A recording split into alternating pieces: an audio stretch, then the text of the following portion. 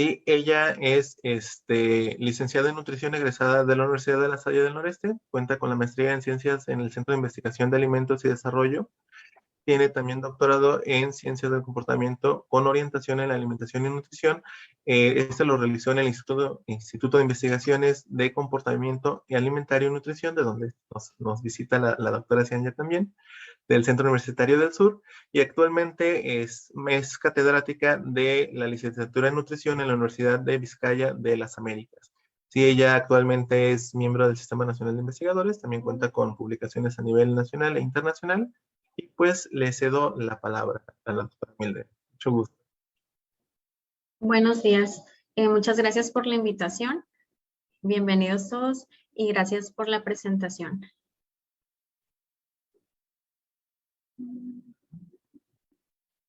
Ya puedo compartir, ¿verdad? Sí, ya puedes iniciar compartir tu presentación. Okay.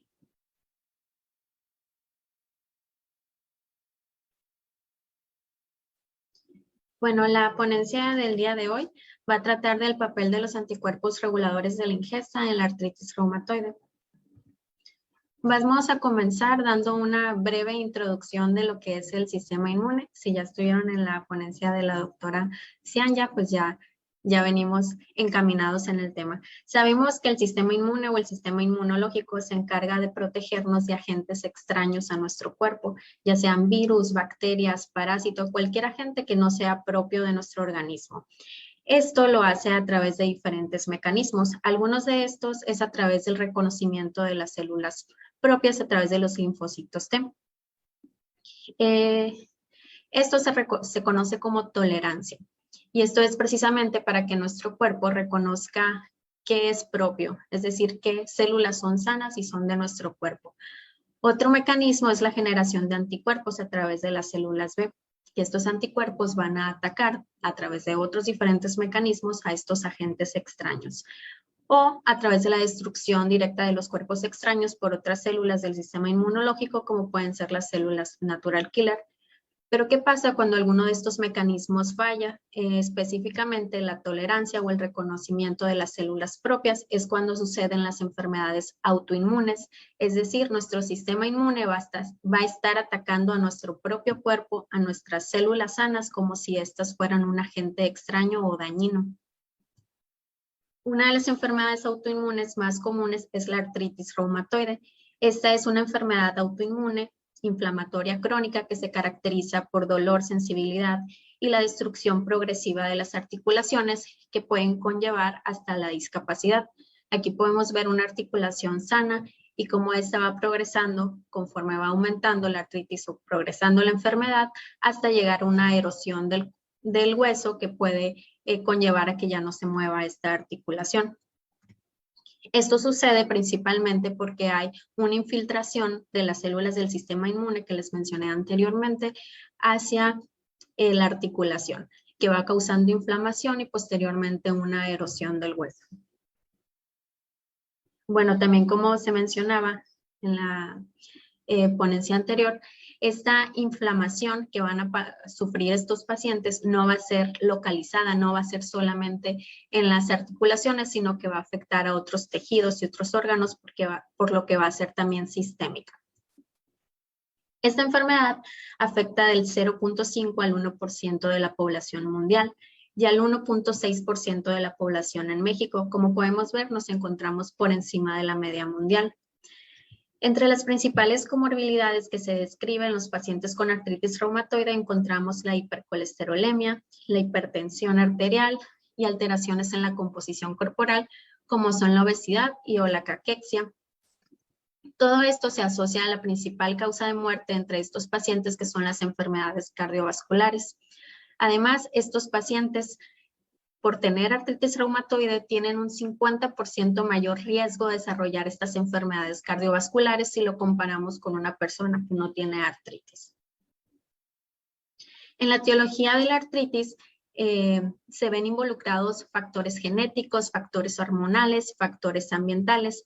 Estos últimos representan del 50 al 60% del riesgo de padecer esta enfermedad. El factor ambiental más estudiado y más reconocido es el tabaquismo. Sin embargo, también se ha reconocido la dieta y la actividad física como posibles involucrados en esta enfermedad. Sin embargo, hay mucho menos evidencia que con el tabaquismo. Como les mencionaba, una de las principales comorbilidades que se observan en estos pacientes es la alteración en la composición corporal. Estos pacientes van a presentar una disminución de la masa magra que puede conllevar a caquexia en artritis reumatoide. Esta condición no solamente va a ser a nivel de composición corporal, disminuyendo la masa grasa subcutánea, la masa muscular, el índice de masa corporal, sino que también va a haber una disminución en el perfil lipídico.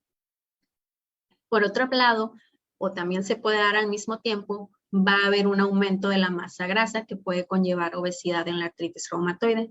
Esto también va a aumentar tanto la masa grasa como la masa muscular, el índice de masa corporal, y va a disminuir el colesterol HDL, que es el que conocemos como colesterol bueno.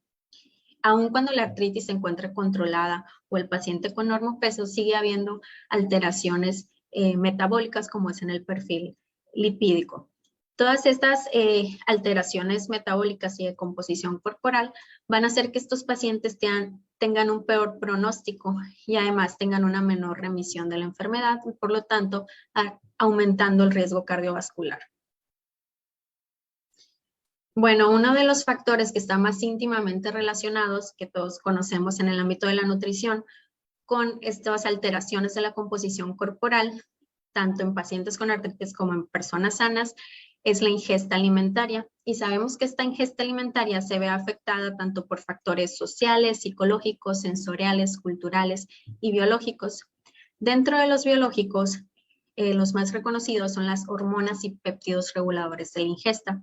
Se sabe que a través de distintos órganos o tejidos del cuerpo se secretan ciertas hormonas, péptidos o neuropéptidos, como es en el hipotálamo, en el tejido adiposo, en el sistema gastrointestinal, entre otros, que van a mandar señales al sistema nervioso central de hambre o de saciedad para así mantener el metabolismo en el cuerpo. Una de estas hormonas, y entre las más estudiadas, es la grelina. Este es un péptido gastrointestinal conformado por 28 aminoácidos. Este se relaciona con la ingesta de alimentos y el gasto energético, principalmente por su efecto orexigénico. Esto quiere decir que causa hambre o da la sensación de hambre. Por lo tanto, también se relaciona con el aumento de peso y el tejido adiposo en las personas. Específicamente en la artritis reumatoide se ha reportado que esta hormona tiene efectos antiinflamatorios. Esto porque en los linfocitos y en los monocitos se expresan el receptor de grelina y esto estimula la secreción de citocinas antiinflamatorias como son la IL-4 o la interleucina 10 e inhibe la secreción de citocinas proinflamatorias como la interleucina 6, el interferón gamma, el factor de necrosis tumoral alfa, entre otros. Por su parte, otra de las hormonas que también ha sido ampliamente estudiada es la leptina. Esta es una adipocitocina de 167, conformada por 167 aminoácidos. Esta se relaciona con la ingesta alimentaria y el gasto energético, al igual que grelina, pero esta tiene un efecto contrario a grelina. Esta tiene un efecto anorexigénico, es decir, manda la señal de saciedad, de que paremos de comer. Y está relacionada directamente con la adiposidad y el peso corporal. Esto porque su concentración es proporcional a la adiposidad del cuerpo, es decir, a mayor adiposidad, mayores concentraciones de leptina. Y específicamente en la artritis reumatoide, esta tiene efectos proinflamatorios, contrario de grelina. Una de las explicaciones es porque tanto la leptina como su receptor en estructura son similares a las de la familia de las interleucinas 6, estas interleucinas proinflamatorias. También el tejido adiposo, al secretar leptina, esta estimula la secreción de citocinas proinflamatorias, como las que ya les había mencionado anteriormente. Estas, a su vez, estimulan el tejido adiposo, por lo que es un círculo vicioso y participa en la cascada de inflamación en esta enfermedad. Más recientemente se ha reportado autoanticuerpos antigrelina. tanto en personas sanas como en personas con anorexia, personas con obesidad. Que estos anticuerpos que están dirigidos contra una hormona reguladora de la ingesta se encuentren en personas sanas, se ha descrito que estas pueden tener un papel regulador, es decir, estos anticuerpos a lo mejor ayudan a la hormona a transportarse o la protegen de ser degradada. En personas con anorexia nerviosa se ha reportado que la afinidad de estos anticuerpos por esta hormona es menor, contrario a las personas con obesidad, donde la afinidad de este anticuerpo por la hormona es mayor, por lo que se refiere que estos anticuerpos pueden afectar la función biológica de grelina, es decir, a lo mejor pueden aumentar el efecto orexigénico que tiene esta hormona.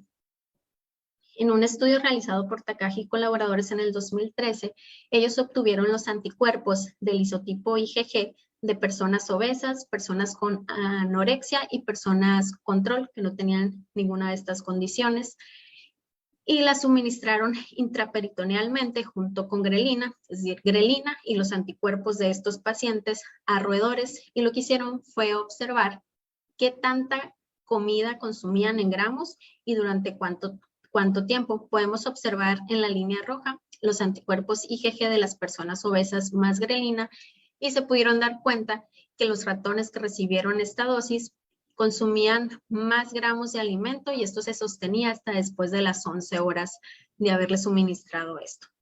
Por lo que volvían a lo mismo, estos anticuerpos deben de estar afectando la función biológica de la hormona. Por otra parte, también se han reportado autoanticuerpos que van dirigidos contra la leptina. Esto se observó en un estudio realizado por Bowaja y colaboradores en el 2018, donde ellos estudiaron controles, personas con obesidad y con diabetes mellitus tipo 2 y personas con diabetes mellitus tipo 2, pero con normopeso. Lo que ellos observaron es que en los controles la unión de estos anticuerpos del isotipo IgG con leptina era mayor, y esto se asociaba a un menor IMC, por lo que ellos concluyeron que estos anticuerpos aumentan la señalización de leptina. Si recordamos, esta manda la señal de saciedad. Y en los pacientes con diabetes mellitus tipo 2 y obesidad, esta afinidad del anticuerpo por la leptina era menor. Y ellos concluyeron que entonces estos anticuerpos podrían estar jugando un papel en la resistencia a la leptina que se observa en las personas con obesidad. Bueno, a través de estos estudios, Fetisov en el 2017 propuso el modelo homeostático de regulación de la ingesta.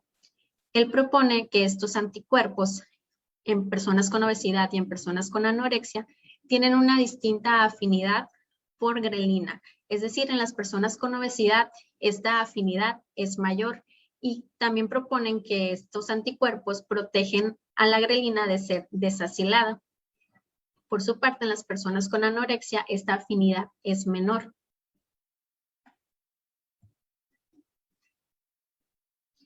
Bueno, otro de los puntos que ellos mencionan es que esta afinidad no se sabe aún por qué hay más afinidad o menor afinidad, pero una de las posibles razones dice que es por la microbiota intestinal, es decir, la disbiosis que existe en la alimentación de una persona con obesidad a diferencia de una persona con anorexia. Sin embargo, pues estos estudios solamente se han realizado en personas con trastornos alimenticios o con personas con diabetes mellitus tipo 2.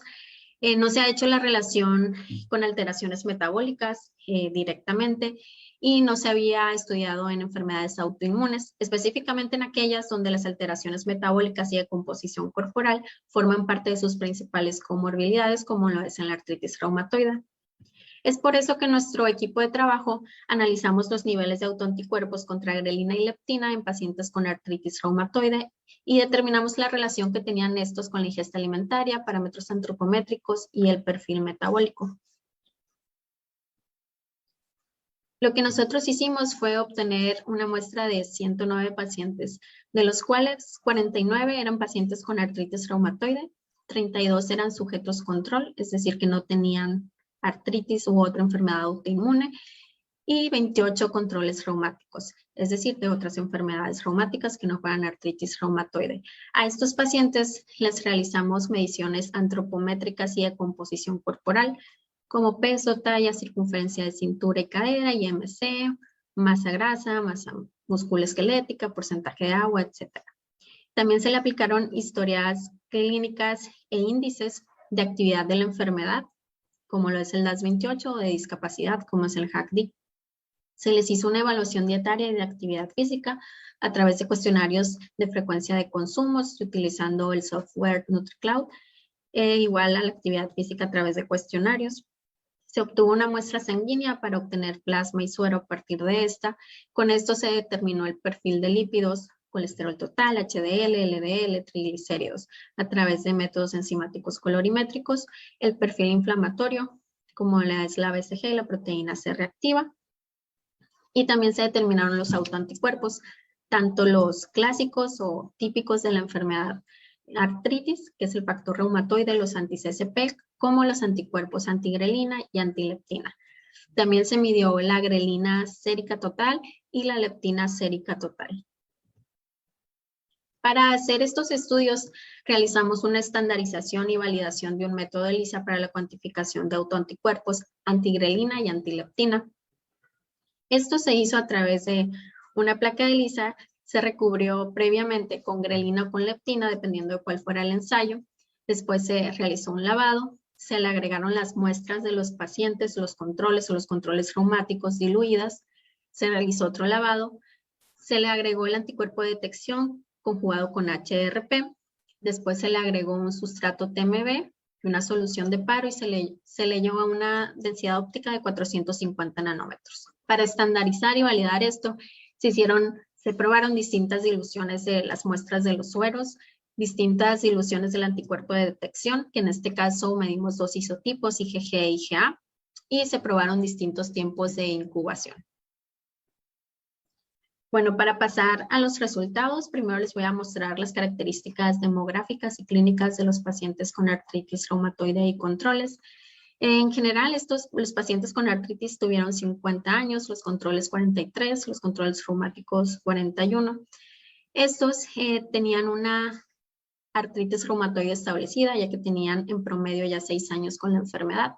Tenían una actividad clínica de la enfermedad moderada y una discapacidad baja, según los cuestionarios de actividad y discapacidad, y se encontraban en su mayoría bajo tratamientos biológicos. En la evaluación de las características antropométricas y de composición corporal, observamos que tanto los pacientes con artritis como los sujetos control tenían sobrepeso y obesidad abdominal. Además, estos presentaban un exceso en el porcentaje de grasa corporal, así como se encontraban en el límite inferior del porcentaje de grasa musculoesquelética, de masa musculoesquelética, perdón.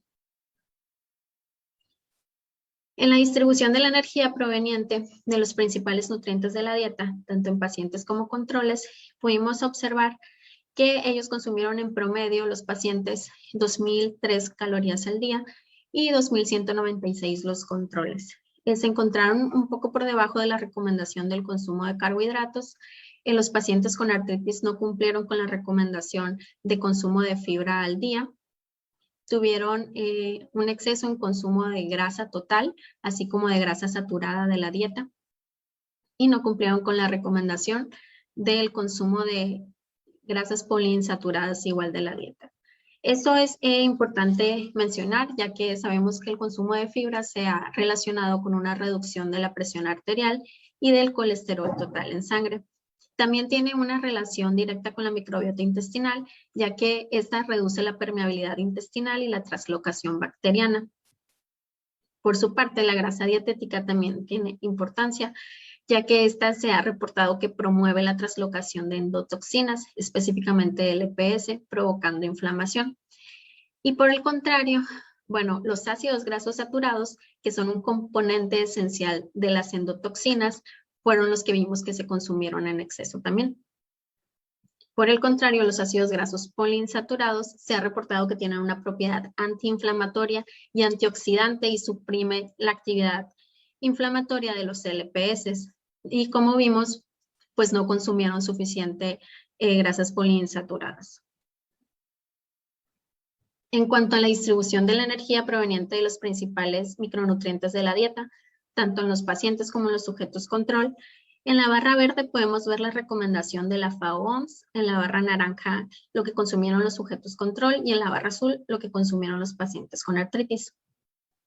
Podemos ver que los pacientes no cumplieron con la recomendación del consumo dietético de folato, de vitamina E y de calcio. Esto también es muy importante mencionar, más que nada en estos pacientes, ya que el folato, la deficiencia del consumo de folato se relaciona con la anemia megaloblástica, además con defectos del tubo neural. Además, se ha reportado que el metotrexato, que es un medicamento que se da en la artritis y que la mayoría de estos pacientes se encontraban consumiendo, son antagonistas del folato, es decir, inhiben la absorción de este micronutriente. Sin embargo, como esto es algo ya muy conocido, la mayoría de los pacientes que están recibiendo este medicamento reciben suplementación con ácido fólico. La vitamina E, por su parte, tiene efectos antiinflamatorios y antioxidantes. Además, se relaciona con la respuesta inmune e inflamatoria, ya que tiene una función de eliminación de los radicales libres. Y el calcio también es muy importante en estos pacientes, ya que estos presentan una pérdida de densidad ósea por la misma enfermedad que puede conllevar una osteoporosis y a un mayor riesgo de fracturas. En la evaluación de parámetros bioquímicos de los pacientes con artritis y también de los sujetos control, pudimos observar que los controles tenían mayor nivel de colesterol total y tenían los pacientes mayor nivel de colesterol LDL. Esto comparado con las recomendaciones, pero entre estos grupos solo hubo diferencia en el colesterol LDL, siendo mayor en los sujetos control.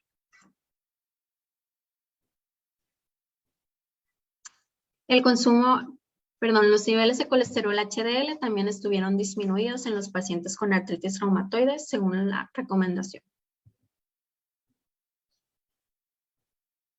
Ahora, pasando a las correlaciones entre actividad física, composición corporal y parámetros clínicos, pudimos observar una correlación negativa entre los METs minutos-semanas, que así es como se midió la actividad física que realizaban estas personas, con el puntaje HAQ-DI, que este es el cuestionario que mide discapacidad en estos pacientes. Es decir, a mayor discapacidad, menor realización de actividad física, lo cual tiene sentido porque entre más discapacidad funcional, pues hay más dolor y menos posibilidad de realizar actividad física. Observamos una relación marginal entre la actividad física realizada e el IMC igual de una manera negativa, es decir, a mayor actividad física, menor IMC, lo cual también tiene sentido. Encontramos una relación, pero ahora positiva, entre la actividad física y la masa musculoesquelética, es decir, a mayor actividad física realizada, mayor porcentaje de masa musculoesquelética, lo cual también ya está reportado que el realizar actividad física reduce la grasa corporal y aumenta el músculo. Por otra parte, también observamos una relación negativa entre la actividad física y la grasa corporal, como también les mencioné anteriormente, que ya está reportado, y una relación negativa entre los METs minutos-semanas, que es como medimos la actividad física con las concentraciones de leptina. Esto también tiene mucho sentido, porque, como les mencionaba anteriormente, el tejido adiposo es el que secreta esta hormona leptina. Por eso decimos que a mayor concentración de tejido adiposo, mayor concentración de leptina. Y si la actividad física reduce este tejido adiposo, por ende, la concentración de leptina también va a ser menor. En cuanto al estado nutricional y la actividad física, resumiendo, podemos decir que en los pacientes con artritis reumatoide presentaron sobrepeso, exceso de grasa, obesidad abdominal, niveles bajos de colesterol HDL y elevados de colesterol LDL. Tuvieron un elevado consumo de grasa saturada y bajo de grasa poliinsaturada proveniente de la dieta, así como un consumo inadecuado de fibra y una deficiencia en el consumo de folato, calcio y vitamina E. Por su parte, la actividad física que realizan se relaciona con la capacidad funcional y la composición corporal en estos pacientes. Por lo que el estado nutricio, el consumo alimentario y la actividad física de estos pacientes podría estar elevando su riesgo cardiovascular. Bueno, ahora les voy a platicar de la medición que hicimos de los autoanticuerpos antigrelina. Para esto, medimos 3 fracciones de estos autoanticuerpos. Con el ensayo ELISA que les mencioné que validamos o estandarizamos, se midieron los anticuerpos antigrelina libres con un buffer normal, es decir, los anticuerpos que se encuentran en circulación. Después, con un buffer de disociación, medimos los anticuerpos antigrelinas totales, es decir, los que ya se encontraban libres en circulación, y con este buffer de disociación lo que hicimos fue separar aquellos anticuerpos que circulan unidos a la hormona para ahora sí medir en su totalidad estos anticuerpos.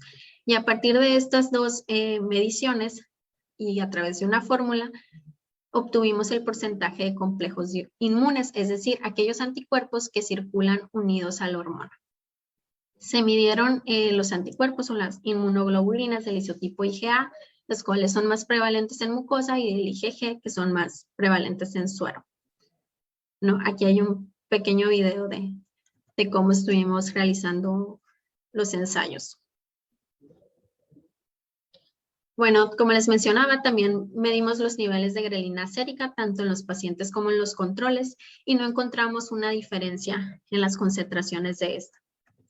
Que no hayamos encontrado una diferencia se puede deber a la forma de grelina que medimos, ya que nosotros medimos la grelina sérica total, pero también sería interesante medir la acilgrelina, desacilgrelina. También se puede ver a la característica clínica de los pacientes y al tratamiento farmacológico bajo el que se encontraban. Para hablar de los niveles de los anticuerpos antigrelina, les voy a enseñar estas gráficas. Aquí vamos a ver los anticuerpos antigrelina del isotipo IgG libres y aquí los totales. Y abajo vamos a ver los mismos anticuerpos, pero del isotipo IgA, tanto libres como totales. La cantidad se midió pues, en densidad óptica en el grupo de artritis reumatoide, los sujetos control y los controles reumáticos. Pudimos observar que estos anticuerpos antigrelina, tanto libres como totales del isotipo IgG, fueron mayores en los sujetos control que en los pacientes con artritis reumatoide, en ambos casos. Para ubicarnos más en estas gráficas, lo que vemos como puntitos es cada uno de los pacientes. Aquí podemos ver el promedio y la desviación. Entonces, tanto IgG libres como totales antigrelina fueron mayores en los sujetos control. Y en el caso de los anticuerpos IgA, tanto libres como totales, no se encontró una diferencia entre los sujetos control y los pacientes con AR. Caso contrario a lo que pasó con estos IgG libres y totales, en el porcentaje de complejos inmunes, recordándoles que dijimos que son los que circulan unidos a la hormona, estos fueron mayores en los pacientes con artritis reumatoide en comparación con los sujetos control. Y en el isotipo IgA, al igual que en los libres y totales, no hubo una diferencia. Bueno, nosotros concluimos que estos menores niveles de IgG libres y totales en los pacientes se puede deber a la terapia inmunosupresora con la que se encuentran la mayoría de estos pacientes, ya que esta terapia no afecta a ciertos anticuerpos en específico, sino a que afecta a los anticuerpos en su totalidad en el cuerpo. Estas situaciones se han reportado en otras enfermedades reumáticas, en niños, en artritis juvenil, en lupus y en asma. Y por el contrario, el aumento en el porcentaje de complejos inmunes, IgG, que observamos en los pacientes con artritis reumatoide, concluimos que esto se podría deber a un mecanismo adaptativo en respuesta a la reducción total de los anticuerpos antigrelina en los pacientes que se encuentran bajo este tratamiento biológico. Y también podemos decir que al formarse más complejos, quiere decir que hay una mayor afinidad de estos anticuerpos por la grelina, que también puede favorecer la estabilidad de esta hormona y el transporte de la misma. Sin embargo, pues no realizamos estos ensayos en específico, solamente estamos deduciendo. También se hicieron correlaciones de estos niveles de anticuerpos antigrelina con los parámetros bioquímicos, es decir, el perfil lipídico y la glucosa, y con el perfil inflamatorio, con la BCG y la proteína C reactiva, con parámetros clínicos de actividad y discapacidad de la enfermedad, con datos dietéticos, con el consumo energético total, datos antropométricos como peso, talla, IMC, y de composición corporal como el porcentaje de grasa y el porcentaje de masa musculoesquelética. Para mostrar esto, primero les voy a mostrar la asociación entre el porcentaje de complejos inmunes antigrelina, tanto IgG como IgA, y los parámetros metabólicos y clínicos. Aquí podemos ver el porcentaje de complejos inmunes antigrelina del isotipo IgG con el índice de masa corporal, encontrando una correlación negativa, es decir, a mayor porcentaje de complejos inmunes IgG antigrelina, menor IMC. En el caso de grelina encontramos de estos mismos porcentajes de complejos inmunes antigrelina de isotipo IgG una relación positiva con grelina. A mayor grelina, mayor anticuerpos antigrelina, que tiene sentido, ¿no? Porque va a haber más contra que estén dirigidos. En el caso de complejos inmunes antigrelina de isotipo IgA encontramos una correlación positiva con los anticuerpos típicos de la artritis reumatoide, es decir, contra el factor reumatoide y las anti-CCP. Continuando con estos análisis, realizamos una regresión múltiple, donde quisimos ver, consideramos nosotros más interesante ver los complejos inmunes, tanto IgG como IgA, es decir, aquellos anticuerpos que están unidos a la hormona, porque estamos hipotetizando que son los que le confieren una modificación a la función biológica a la hormona. Y quisimos ver qué parámetros están involucrados en la formación de estos complejos. Encontramos que en los complejos inmunes IgG se ve involucrado la actividad de clínica de la enfermedad, con el puntaje DAS28, el peso corporal, la grasa visceral, el colesterol LDL y los triglicéridos, mientras que en la formación de los complejos IgA está el factor reumatoide y el porcentaje de grasa corporal.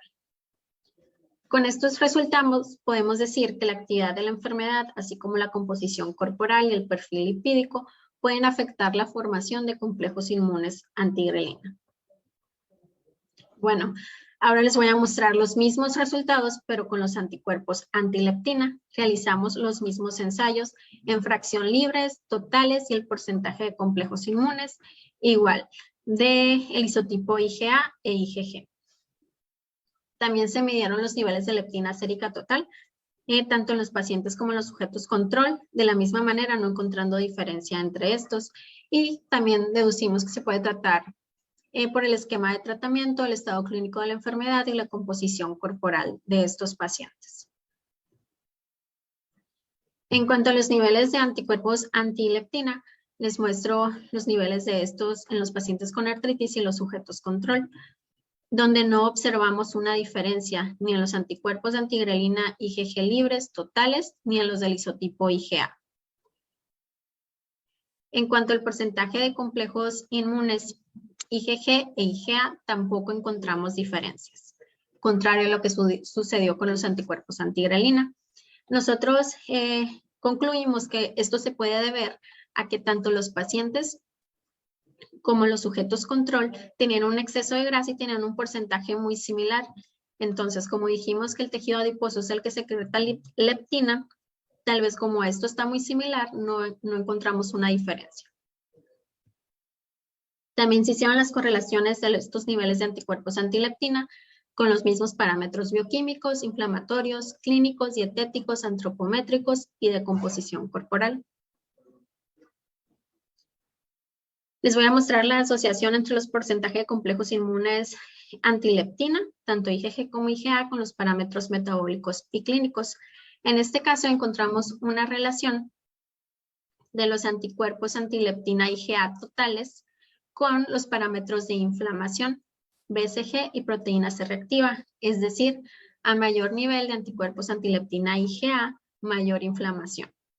Y por su parte también encontramos esta relación de los anticuerpos antileptina IgA totales y libres con la actividad clínica de la enfermedad y la discapacidad. Es decir, a mayor niveles de estos anticuerpos, mayor discapacidad y mayor actividad clínica de la enfermedad.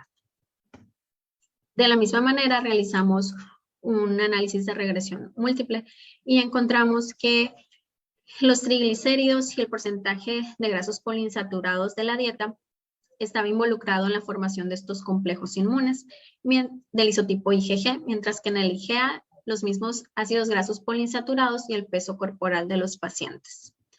Con esto concluimos que el perfil de lípidos la dieta, específicamente los ácidos grasos poliinsaturados y el peso corporal, pueden afectar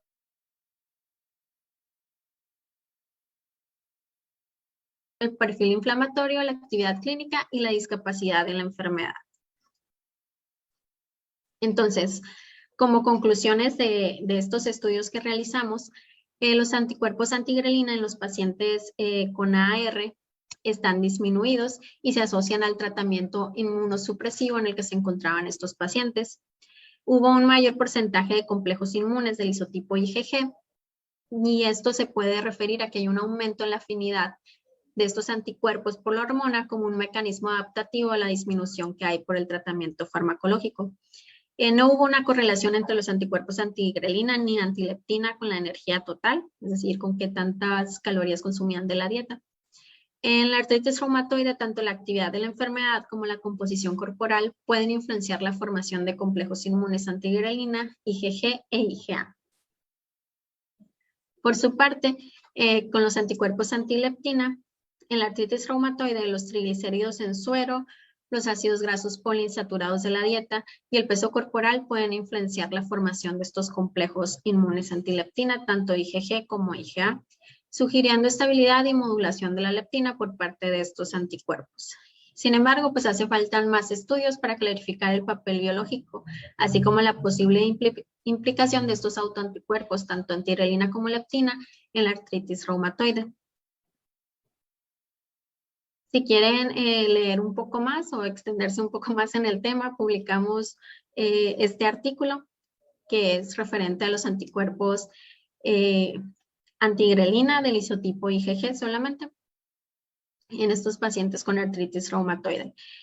Bueno, y esta es la información que les muestro porque no hay más datos referentes a estos anticuerpos en el contexto de la enfermedad de artritis reumatoide.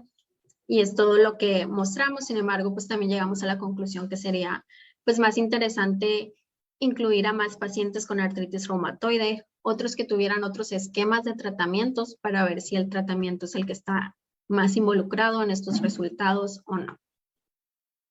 Bueno, sería todo por mi parte. Muchas gracias. Si tienen alguna pregunta. Muchas gracias, doctora Mildred. Muy interesante trabajo. Y entonces, aquí pues es interesante ver cómo ustedes plantean un nuevo abordaje al análisis de la artritis reumatoide con estos anticuerpos. Y deja ver si en el chat hay alguna pregunta. Si no, mientras, yo sí tengo algunas que están muy interesantes. Va sobre, pues aquí el papel, o sea, la leptina y la grelina, como muy bien mencionó, pues están relacionados muy bien con la ingesta calórica o con la regulación calórica en estos pacientes. Sí, pero pues igual, o sea, hablaba que podía irse hacia ambos extremos, hacia la caquexia o a obesidad. Ustedes en sus estudios o en lo que leyeron, ¿hacia qué veían o hacia dónde se podría decir, pues se dirigía más este tipo de alteraciones en las personas con artritis reumatoide? O sea, ¿favorecía la presencia de la obesidad o se iba más hacia el otro extremo, hacia la caquexia? Sí, en nuestros pacientes específicamente encontramos más la obesidad, pero cabe mencionar que nuestros pacientes eran un grupo muy seleccionados porque estaban muy bien tratados, tenían todos tratamientos biológicos y esto no sucede en todos los pacientes con artritis reumatoide. También consideramos muy importante medir la composición corporal, no solamente el índice de masa corporal, porque aquí a veces se enmascara. Podemos ver que no hay un cambio en el peso corporal, pero todo lo que están perdiendo de músculo lo están ganando de grasa. Entonces el peso se puede quedar igual, pero puede existir una caquexia y una obesidad, si lo estamos viendo en el contexto de porcentaje de grasa corporal enmascarado. Muy, muy interesante estos abordajes. Y también algo a resaltar de su trabajo es pues que desarrollaron una nueva técnica que a lo mejor no estaba presente, que eran las celitas para estos anticuerpos, pues porque no era algo que todavía se hubiera planteado la posibilidad. Pues muchas felicidades por su trabajo. Pues déjame ver si Gracias. hay alguna aquí pregunta por parte. Sí, hay una pregunta que menciona que si la actividad física puede producir cambios benéficos en la leptina y en la grelina, o si ustedes hicieron ese tipo de análisis. Vimos nada más con leptina, ¿no? Que efectivamente, como les mencionaba, si la leptina se va a secretar a partir del tejido adiposo y luego vimos que la leptina se asocia con procesos inflamatorios, si tú realizas actividad física, este porcentaje de grasa se va a reducir y por lo tanto la concentración de leptina va a bajar, que en estos pacientes va a ser muy benéfico porque de por sí ya se encuentran con una inflamación sistémica. Si aparte le estamos aumentando también leptina por el hecho de tener alto porcentaje de tejido adiposo, entonces claro que sería benéfico y claro que en las personas que puedan realizar la actividad física. Sí, porque aquí pues van a tener la limitante del daño que pueden tener en las articulaciones y pues obviamente si sienten más dolor, menos ganas les van a hacer o dar ganas de hacer actividad física. Si los que estamos sanos a veces nos cuesta trabajo llevar una vida un poco más saludable. Otra pregunta que hacen aquí es que si hay alguna recomendación o cuál sería la dosis adecuada para pacientes con AR de folatos y de vitamina D, porque mencionabas de los niveles que recomienda la OMS, pero no sé si esos niveles era para población en general o era una recomendación para pacientes con artritis reumatoide. No, estos niveles son para la población en general. No hay una recomendación, que eso también es un área de estudio muy grande, ¿no? No hay tablas o recomendaciones específicas para la enfermedad de artritis reumatoide, que podría ser una línea de investigación muy buena, ¿no? Establecerlo. Sin embargo, como ya se conoce que con estos medicamentos se interrumpe o se dificulta la absorción de ciertos micronutrientes, por esto se da la suplementación. Pero no, yo les estoy mostrando la recomendación para la población en general. Y pues muy interesante. Ahí, por ejemplo, pues de lo que yo vi que me hizo así como que me saltó, es la baja ingesta que tienen de folatos y más porque pues, muchos de estos pacientes también tienen tratamientos con metrotexate, que pues es un medicamento antagonista a los folatos y todavía no consumen, pues ahí no sé qué puede haber de beneficio o prejuicio para estos pacientes. Bueno, pues muchísimas gracias por su ponencia. Igual ya después, si quieren poner más preguntas, las pueden poner ahí en el chat o en los comentarios y pues veremos cómo se las resolvemos. ¿Sí? Muchas Entonces, pues, gracias. a continuación, pues continuamos con nuestra siguiente ponente, que es la doctora Valeria. Sí, ahorita en lo que prepara la presentación voy a leer un poquito o a platicarles un poquito sobre ella. Y la doctora Claudia, bueno, Valeria